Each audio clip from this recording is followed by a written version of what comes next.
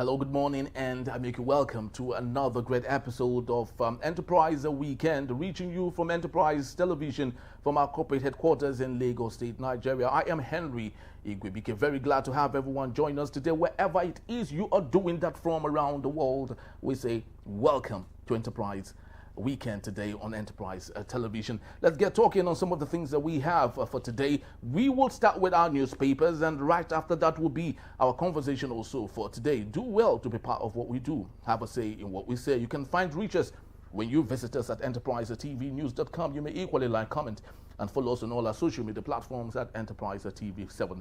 Very so honored to have joining me right here in our studios is Obong Thompson. He is a journalist, a public affairs analyst, and a development communicator. Good morning to you, Mr. Obong Thompson. Thank you so much, Mr. Henry. Thank you. Nice to see you. Thank you so very much for your time. And equally joining us virtually is His Greatness Agadago Esquire, a barrister, a law public affairs analyst, and he joins us from Warri in Delta State, Nigeria. Good morning to you, barrister, and welcome. How is Warri today?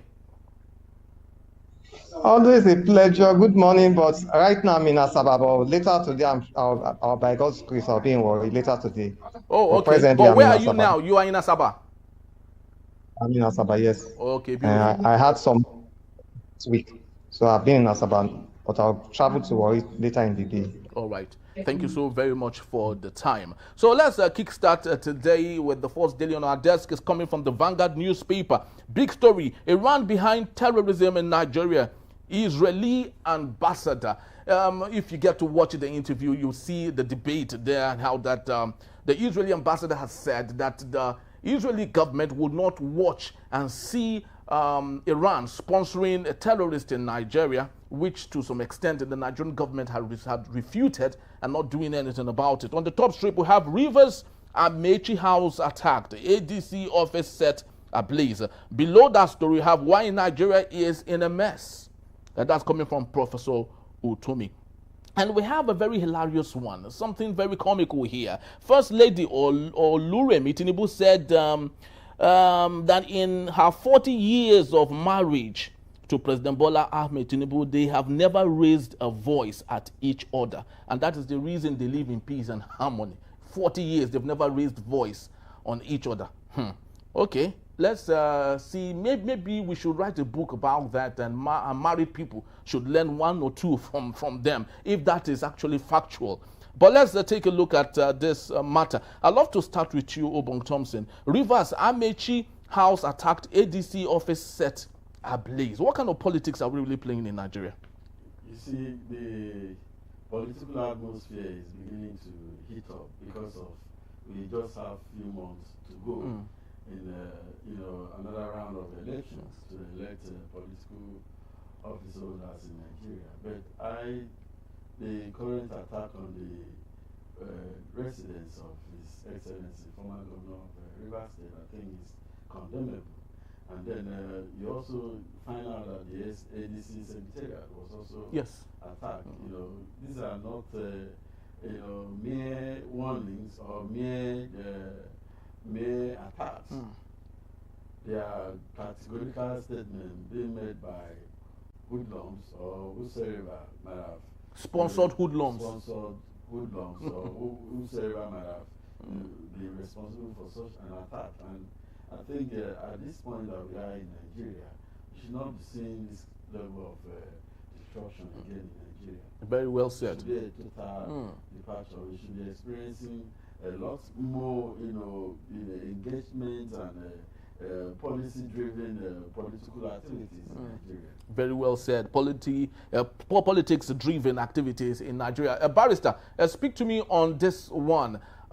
Do you think this is coming from the APC? If it is from the APC, do you see any hands of Fubara at this point? Because Fubara is a jolly good fellow who does not want any trouble. How then is it that this is happening while he is the governor of Rivers State?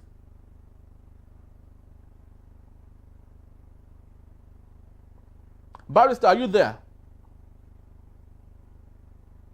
Hello, Barrister, can you hear me? All right, so I think we have a bit of a communication issue there. So while we get Barrister to relate to us, Obon Thompson, with what I asked Barrister, do you see hands of Fubara, or don't you see his hands in this? Because, like I said, Fubara is a jolly good fellow who does not want any troubles. Yeah, you can say that all over and all over again.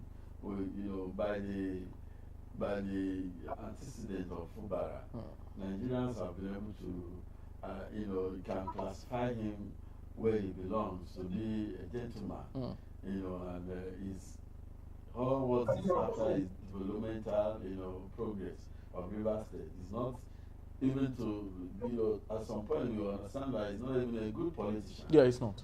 So he's after administration, and one will not, be quick, or one cannot in any way attribute such a menace to Fubara.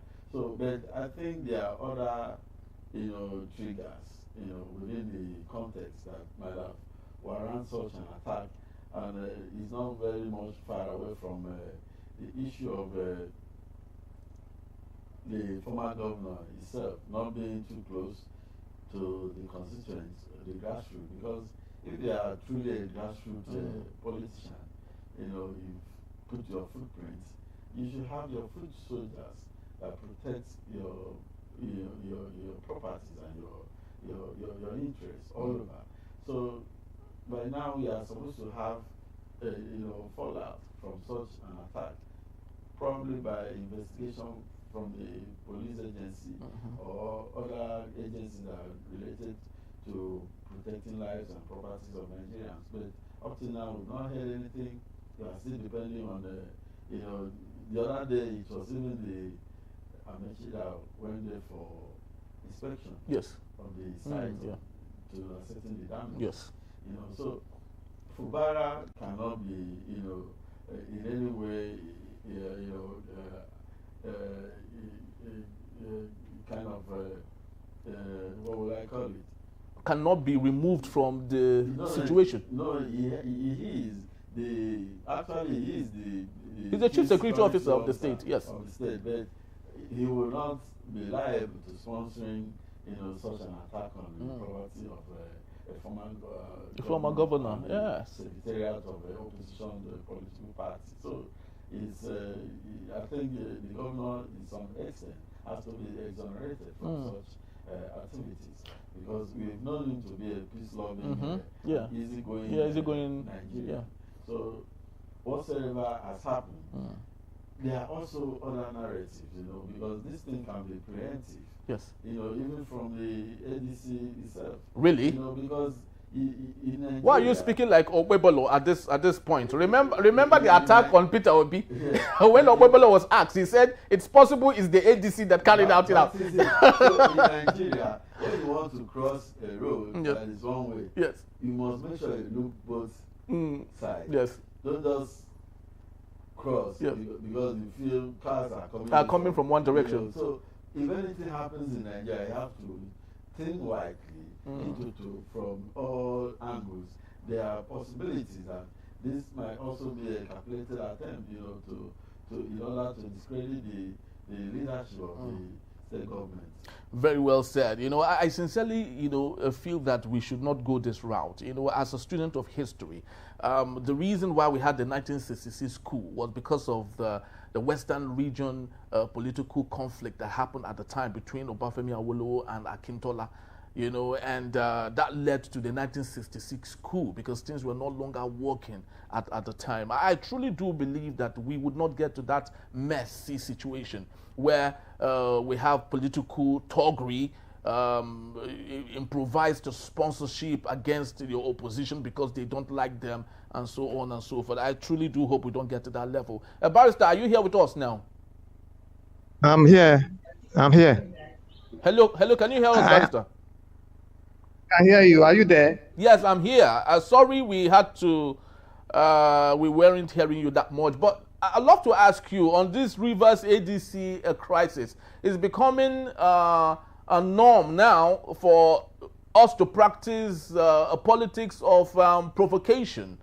politics where you do not want to see the opposition eye to eye. Do you think this might lead us to possibly destroying this democracy that we have with the Fourth Republic? Yes, now we can destroy it. You know, Nigerians, we are poor students of history, not because we do not sufficiently remember what has transpired in the past, but many a times, few of us have refused to learn the right lessons so that we will take cautionary measures so that there will not be a repeat of the past. Funny enough, those who even carry out actions that are detrimental to our progressive and sustained democratic culture, practice, and administration are those who claim to be Democrats. And our very democratic president, he sits still without ordering any immediate, urgent, and comprehensive action. And that's very unfortunate. And that's why we believe that Bola Ahmed Tinubu has completely failed in the issue of security of lives and property. I'm sure this Rivers State violence, even though I will not name those I suspect are behind it. Please, Barrister, help us. You can help us name them, because that is our duty and responsibility. If we keep shielding things like they don't exist, it makes it worse. Let's call them names, even if they are pseudo names. Let's make this thing known so we can have a stop to all of this. So we would love if you can, please. First of all, you remember during the 2023 election, the former governor, I think Celestine Omehia, and some others, they were Atiku's coordinator for Rivers State. And they prepared a site. You know, Wike as governor that and refused them, the stadium and other government properties for them to carry out, for PDP to carry out his campaign in support of Atiku Abubakar. So they now got a private site where they cleared and where they were supposed to use as a PDP's rally in Rivers State. Reports says that some policemen at night, some policemen went and even shot at them. They intended to even kill those coordinators. They shot directly at them until they left. That's one. Secondly, too, in 2024, I cannot really remember now whether it was October. I think it was October 2024. Fubara conducted a local government election and swore in the 23 states local government chairman on Sunday. And when they went to resume their official duties on Monday, so a mad mob came after them. I think Fubara's former chief of staff brother was killed in that encounter, in that episode. I think a local government councillor's father was shot at, who went to grace his son swearing in as a councillor. And they burnt local government headquarters. We were burnt. And our president did not order that the culprits should be rounded up and brought to book. What he said is that let there be calm, let there be peace. That's what he said. People have committed crime, people have committed murder, committed arson. They even burnt part of the local government, many of the local government secretariat, they burnt part of them. But the president did not demand and command security agencies to go after these culprits, arrest them and prosecute them according to law. Because justice is blind. He didn't say that. If you can recall his address, he only said, all sides, calm down, calm. But you can't be talking about calm down when crimes have been committed. What you are supposed to do, and that one is a serious test measure of his ability to deal with insecurity and criminality without fear or favor. Yes, without and fear Barrister, just to interject there, do you believe in this geology and in politics that the end justifies the means? And that's what President Bola Ahmed Tinubu seems to be agreeing with. Do you believe in that as an active politician yourself? I do not believe in that, because it is what a man soweth. Can you hear me, Barrister? Yes, I can hear you. Can you hear me too? Can you hear me? Yes, I can hear you. Can you hear me? Yes. So I do not believe in that, because I'm sure that's why our youth of today, they have almost ruined their destiny by getting involved in Yahoo Plus and the rest, ritual killing, because they feel that they can do anything. The most important thing is to get money. Now you do anything and get some money, you can't even enjoy it fully. You can't sleep at night. You are restless. You lose your intelligence. You lose your mindset. You lose your youthful agility, and you die untimely. So how has the end justified the means?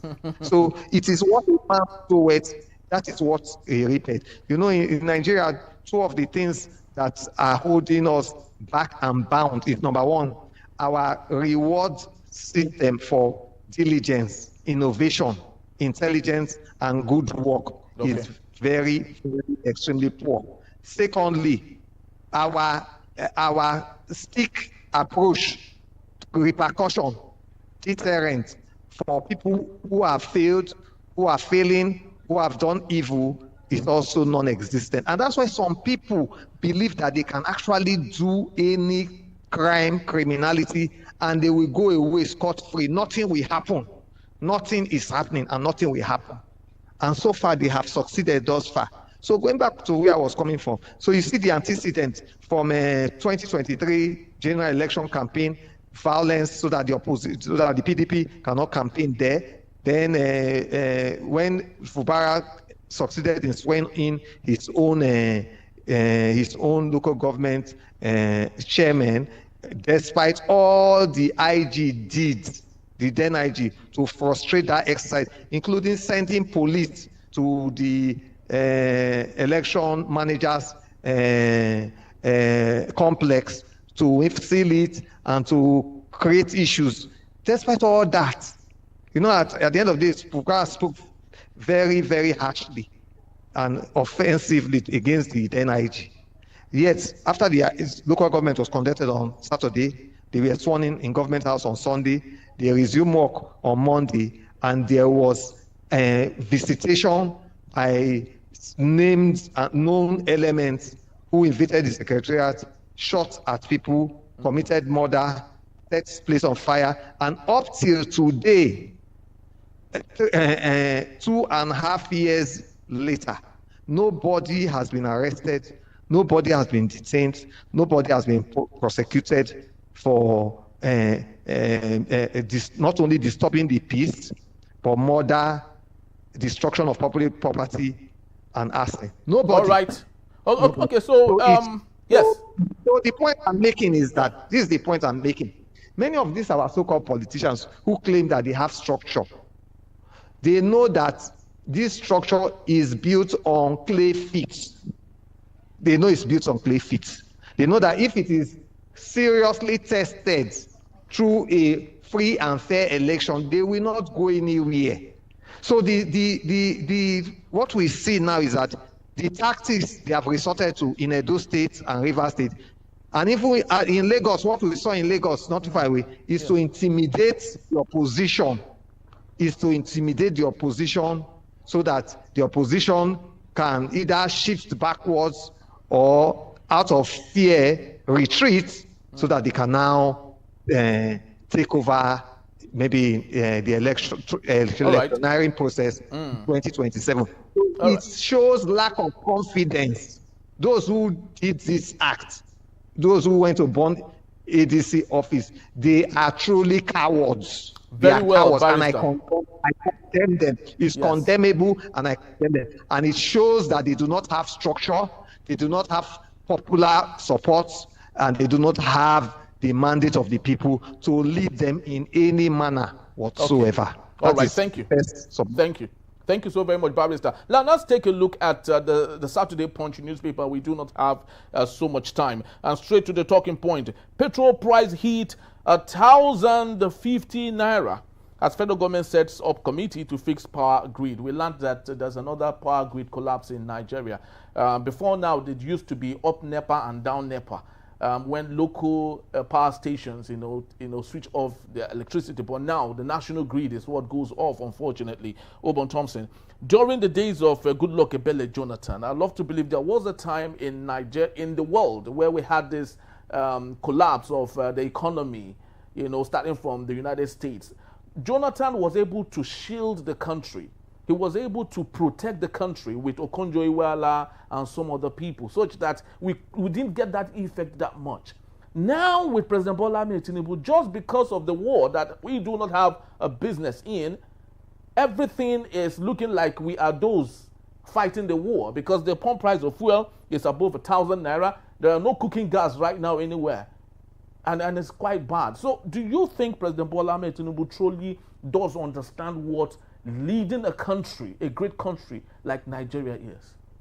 Yeah, just like the United States you just mentioned, they take proactive measures about, or intentional approach about the situations, or they have foresight and they think through, governance for maybe in the next 30 years, 50 years, 100 years to come, and what would likely come up. So that is the same situation I had expected the think tankers for President Bola Ahmed Tinubu to have sat back when they begin to hear about the rumors of likely war in Iran involving the U.S. and the Israelis. The government team would have sat back and look at the economic, and re-strategizing, to see how they can prevent some occurrences from, affecting the lives and the economic situation in Nigeria. So one would have expected them to put up that machinery on time and make sure that they come out with the situations, strategies that will cushion the effect of the fallout of the fight against the Iranian country. Yes. And then see how they can also, look inward, because we understand Dangote is playing a major part in the petroleum industry in Nigeria. And a lot of incentive has also been given to Dangote. But why is it not reflecting on Nigeria? We are supposed to have that benefit in situations like this. Yes. Because Dangote refinery and the investment in which Nigeria makes in that refinery is supposed to act as a buffer. Yes. In situations like this, Dangote should, as a matter of fact, see how to buffer the situation, because he asked for the crude to be sold to him in Naira. Yes. And I think it was done. It was done. Yeah. So why are we now so much particular about the international currency? Because the rise or the demand in the dollar has been able to, is what is bringing about this increase in prices. Okay. Yeah. Wow.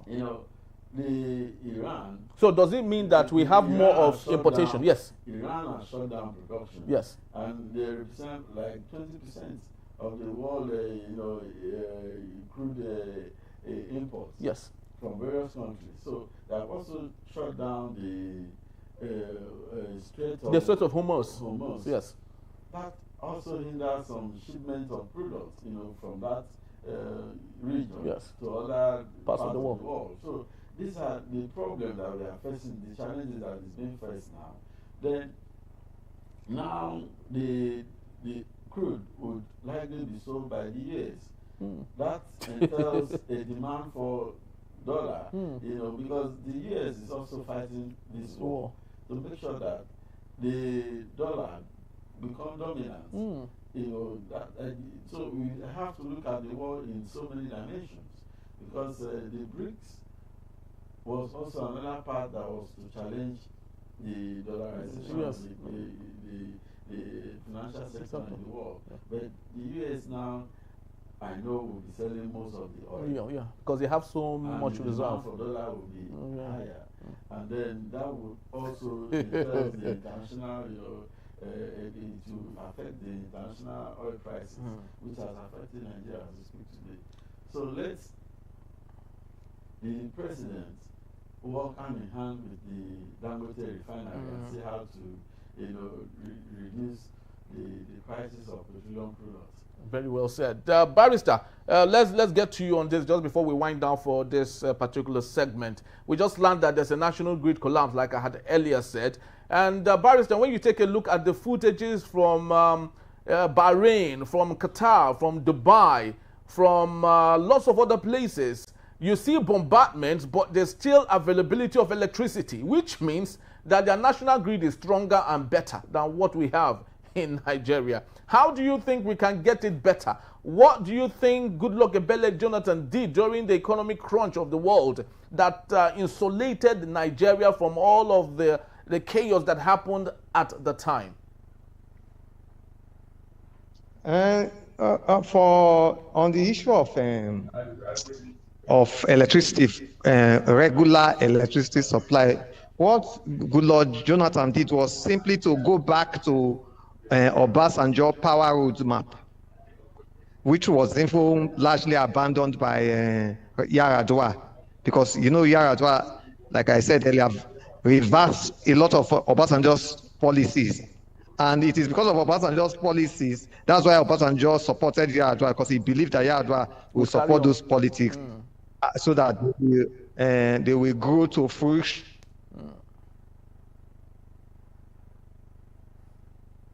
Are you still there, Barrister? Barrister, are you still there?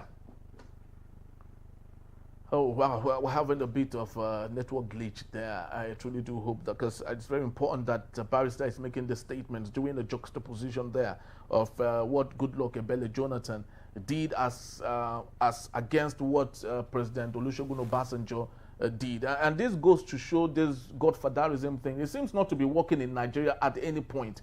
Goodluck, Obasanjo had made everything possible for Yar'Adua to succeed him, thinking that Yar'Adua will continue. Yeah, you also understand it was the same Yar'Adua that came out to also, comment that the election that brought him was not credible. Yes. You understand? So he knows what they wanted, which was a departure from what former President Obasanjo wanted. So I think Goodluck Jonathan, having assembled himself with experts and very good advisors, was able to also go back to the drawing board and see where to salvage the situation, and which he did. And you see, he was able to cushion the effect of the recession. Absolutely, yes. So we still understand the fact that Nigeria has put off the structure in place, which is Dangote's refinery. So let's not play politics in any way. We have a true and patriotic Nigerians in the person of Dangote. Let him realize that this is the time Nigerians need him most. Let it be clear that let it be also be in the public that he demanded for crude to be sold to him in Naira, which Nigerian government represent the people. Yes, and they did. And they did.